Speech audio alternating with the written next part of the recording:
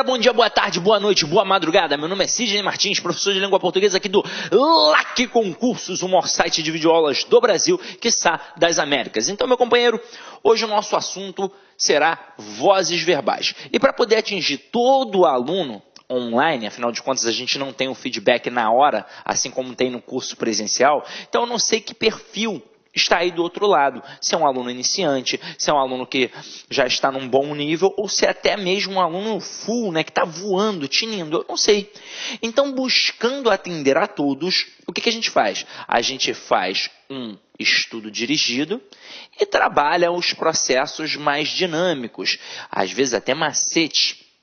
Assim, a gente acaba atingindo o aluno iniciante com o estudo dirigido, com o processo mais dinâmico e o macete, o aluno que está no nível bacana, e com os exercícios na hora de praticar, de entender como é que a banca funciona, como é que a banca pensa, a gente atinge o aluno full.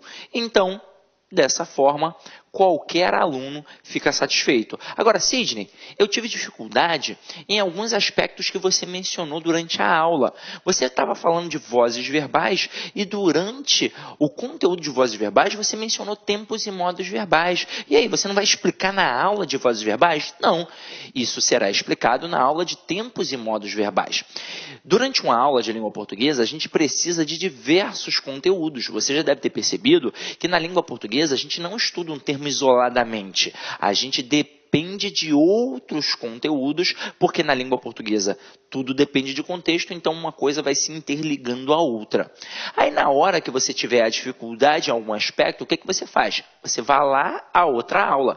Então, se aqui a gente menciona tempos e modos verbais, o que você vai fazer? Vai correr para a aula de tempos e modos verbais. Ou então vai procurar um material. Já é um hábito eu colocar para vocês alguns resumos teóricos importantes, algumas videoaulas até, e às vezes até simulados lá no site cidconcursos.com.br, no menu documentos. Então, caso você queira um material extra, eu agora coloco lá de forma gratuita, beleza? Então, sem enrolação, vamos direto ao ponto. Galera, quando a gente fala aqui, de vozes verbais, a gente sabe que gramaticalmente, pela tradição da gramática, nós teremos apenas 3 vozes verbais. Nós teremos a voz ativa, a voz passiva e a voz reflexiva. E aí, teoricamente, a voz ativa é aquela na qual o sujeito pratica a ação. A voz passiva é aquela na qual o sujeito sofre a ação. E a voz reflexiva é aquela na qual o sujeito pratica e sofre a ação. Até aí tudo bem, não é? Então agora a gente vai começar a ver na íntegra como é que isso funciona. Qual é o crime de la creme para o CESP? É a voz ativa e a passiva. Como assim? Exatamente a passagem da ativa para a passiva e vice-versa. A reflexiva acaba sendo galho fraco em concurso público, mas é importante dominar, porque numa dessas aí o camarada te joga numa pegadinha e se você não ficar muito atento, você vai derrapar. Então vem aqui comigo, Nós temos a voz ativa, a voz passiva e a voz reflexiva. Vamos visualizar logo os conceitos através de exemplos. Então, vou colocar aqui alguns exemplos. Pedro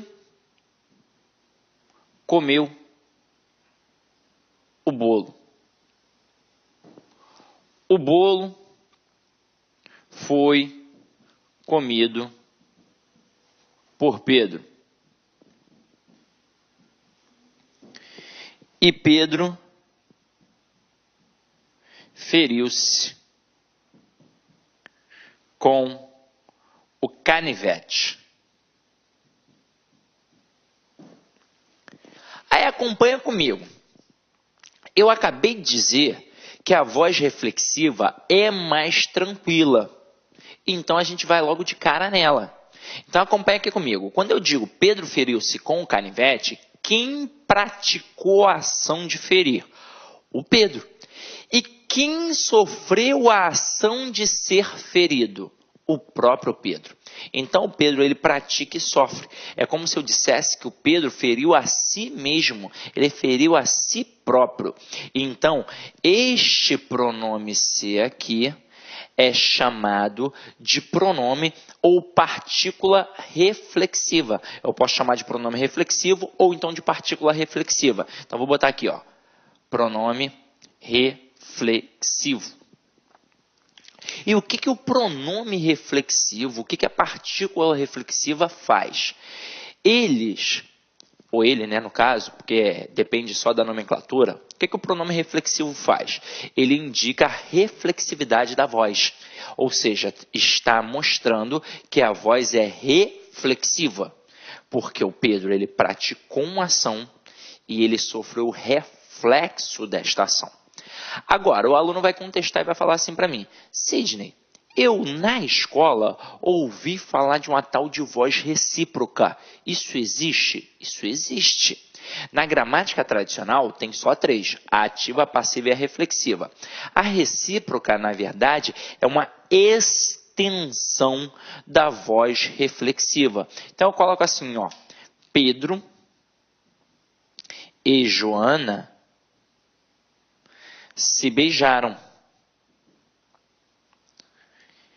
Repare que o Pedro pratica e sofre. A Joana também pratica e sofre, porque um beija o outro. Então aqui agora não é mais um processo de reflexo, é um processo de simultaneidade. Está acontecendo ao mesmo tempo, portanto há uma reciprocidade. Então, se aqui é um pronome reflexivo, aqui eu chamo de pronome recíproco. Qual é a diferença da voz reflexiva para a voz recíproca? A única diferença é o número de agentes. Na voz reflexiva, eu tenho um agente e ele sofre o reflexo de sua ação. Na voz recíproca, eu tenho 2 agentes. Então, essa é a diferença, porque para existir reciprocidade, obrigatoriamente nós temos de ter 2 elementos. Tranquilo até aí? Tudo bem? Então foi. Agora o que eu vou fazer aqui? Eu vou apagar esta parte para que o quadro não fique poluído e a gente possa entender melhor os outros 2 exemplos. Então foi. Aí agora, repara aqui comigo, quais são os aspectos, qual é a receitinha do bolo que a gente vai fazer no dia da prova, caso caia uma questão de vozes verbais. Meu companheiro, primeiro de tudo, a gente só consegue passar da voz ativa para passiva se existir um verbo transitivo direto. Você aprendeu na aula de transitividade verbal que para cada ação que eu pratico, sempre vai haver alguém que vai sofrer ou ser alvo da ação. Quem sofre é o alvo da ação? O objeto. Então, basicamente, quem sofre é o objeto direto. E quem é o alvo é o objeto indireto. E aí pensa comigo. Se na voz ativa o sujeito pratica a ação e na passiva o sujeito sofre a ação, eu só posso pegar o objeto direto que na ativa sofre a ação para poder transformá-lo em sujeito na passiva, mantendo este sofrimento da ação. Eu não posso fazer isso, por exemplo, com um objeto indireto. E por que eu não posso? Porque eu jamais terei núcleo de sujeito preposicionado. Então, a gente não interfere no objeto indireto. A gente basicamente vai mexer apenas com o sujeito da ativa e com o objeto direto da ativa. E aí, o que eu vou fazer para transformar o cara que é ativo em passivo? Eu vou dar uma cruzada nele. Como assim, Sidney? Está de sacanagem? Não, estou falando sério. Vou dar uma cruzada. Então, observa. A primeira frase, Pedro comeu o bolo. Eu tenho aqui o verbo. Quem foi que comeu? O Pedro, o sujeito. O resto é o nosso complemento. Como o verbo é transitivo direto, o complemento aqui, no caso, é um objeto direto. Afinal de contas, bolo não funciona nem como característica, nem como circunstância. Ele funciona como um objeto. E por que objeto direto? Porque está ligado a um verbo transitivo direto que sempre pede um complemento sem preposição. Afinal de contas, quem come, nesse contexto, come alguma coisa. Aí agora o que eu vou fazer? Eu vou fazer o cruzamento. Então, o Pedro, ele pratica a ação na voz ativa. Ele vai continuar praticando a ação na voz passiva, mas eu vou mudar a função sintática, porque na voz ativa, quem pratica a ação é o sujeito. E na voz passiva, quem pratica a ação é o agente da passiva.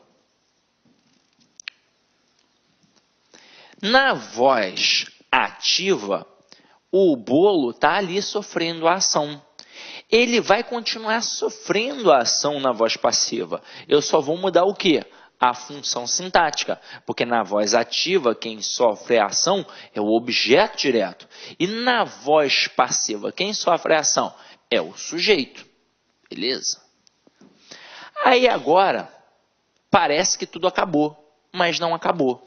Por exemplo, se eu colocasse uma frase assim, ó, Pedro levou um soco. Voz ativa ou voz passiva? Aí o aluno fala, voz passiva.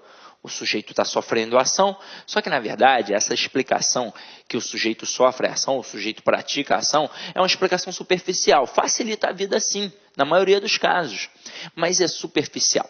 Toda vez que a gente fala de vozes verbais, eu estou tendo como origem o verbo. Toda estrutura verbal depende do verbo. É o verbo que manda.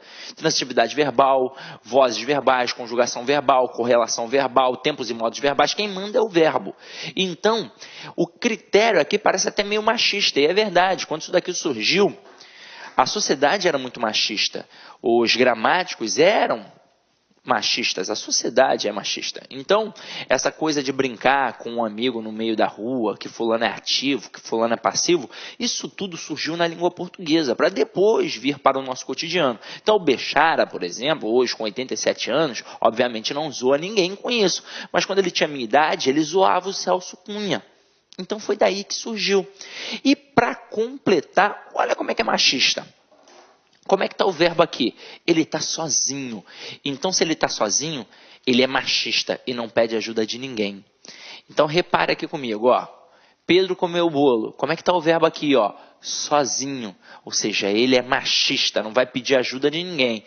Como é que é o verbo da voz passiva?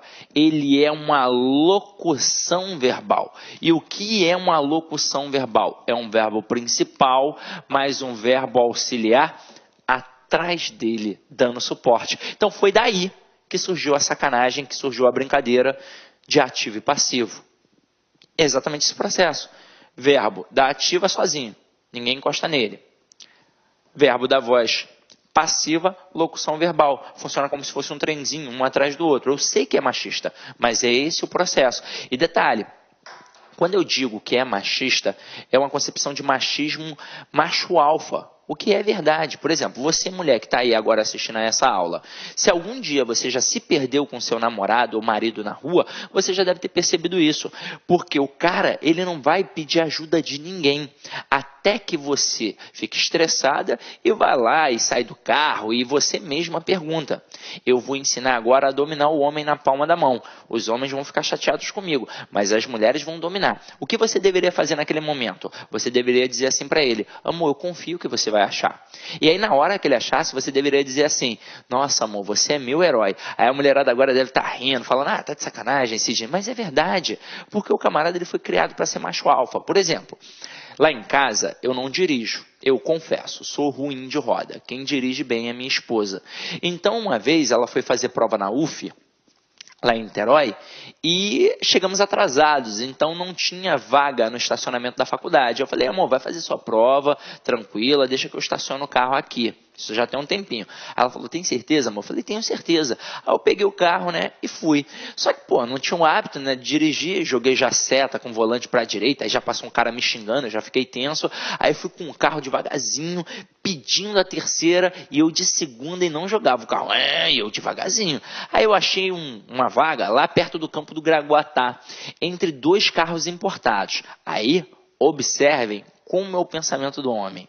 Se eu tivesse com a minha mulher, eu teria estacionado. Nem que eu tivesse batido, não importa, depois eu pagaria, sou macho alfa. Agora, como eu estava sozinho, agora eu quero que vocês entendam o posicionamento do homem quando ele está sozinho.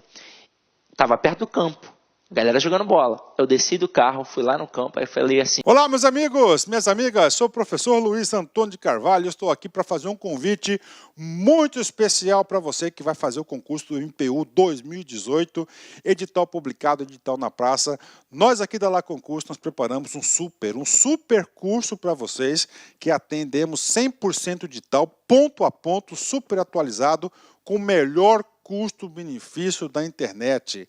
Apenas 10 parcelas de R$ 25,00. Você vai ter esse curso aqui da LAC, um curso top de linha, um curso que eu tenho certeza que você vai ficar satisfeito. Tá tudo bem, gente? Espero vocês. Um forte abraço. Tchau, tchau. Clique LAC.